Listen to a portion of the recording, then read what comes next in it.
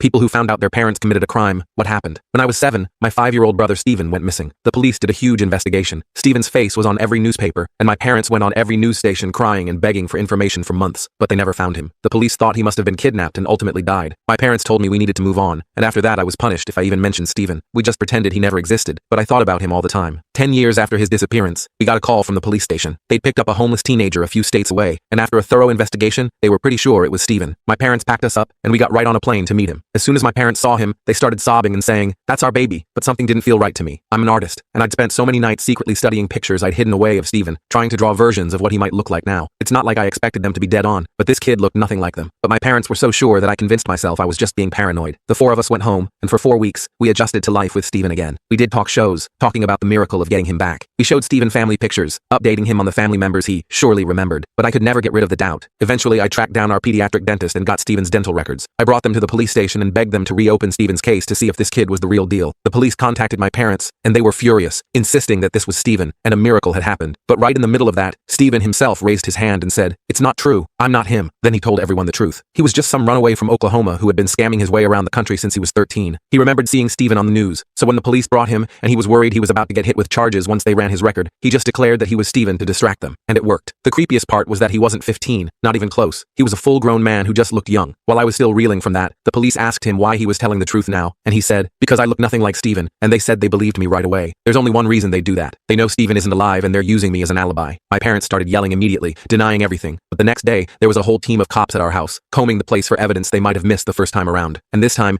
they found Steven's bones in our backyard. My parents broke down, saying that Steven lost his life in an accident, and they'd panicked and hidden his body. They swear they weren't responsible for his death, but the bullet wound in his forehead said otherwise. With this new evidence, the case was reopened, and detectives started interrogating my parents and looking for new evidence. My parents refused to speak. It was clear they were going to die on this hill, claiming he died in an accident. But the detectives found something incriminating. Hidden deep in our basement, tucked behind a loose brick, they uncovered an old, rusted revolver, wrapped in a blood-stained cloth. Forensics quickly matched the firearm to the bullet found in Steven's remains. The fingerprints on the handle belonged unmistakably to my mother. Faced with the undeniable evidence, my father finally broke his silence and revealed the bitter truth. That night, they had been arguing fiercely about money, about his gambling debts that threatened to ruin them. Steven had stumbled into the room, frightened by their yelling, crying, and wanting to be comforted. My mother, consumed by rage and desperation, had snapped and raised the revolver, screaming at my father. In that moment of chaos, Steven had stepped forward, trying to protect our father, and my mother had pulled the trigger without hesitation. I listened to their confessions, feeling numb, shattered, and betrayed. They had destroyed everything. They were handcuffed shortly after, my mother sobbing it was an accident, and my father hung his head low. Later that night, I sat alone in my apartment and opened a fresh sketchbook. I drew Steven's face yet again, perfectly capturing his innocence forever frozen in time. It wasn't perfect closure, but it was a step toward peace. A peace Steven deserved. A peace I hoped someday I might find too.